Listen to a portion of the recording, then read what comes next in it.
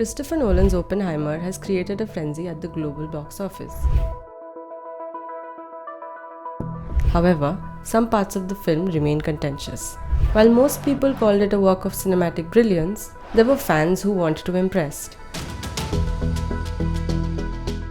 Journalist and filmmaker Greg Mitchell highlights three critical points the film has overlooked. Firstly, the film glosses over the devastating impact of the nuclear explosion in Los Alamos.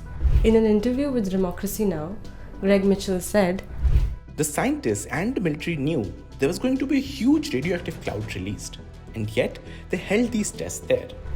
And indeed, this radioactive cloud was produced and did drift further than they had imagined over these settlements and villages.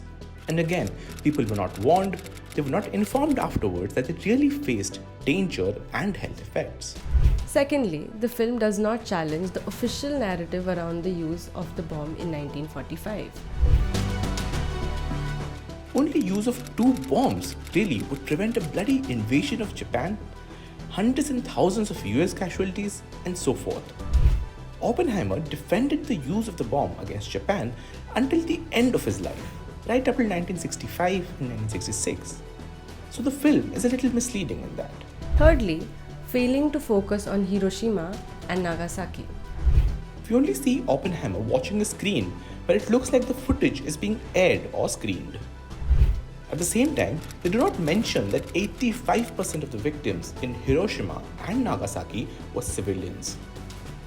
They barely mention Nagasaki.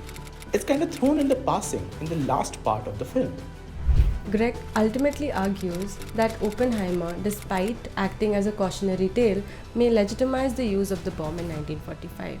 Nolan's Oppenheimer gives us an insight into the physicist's mind, but under the smoke, there is a much bigger picture.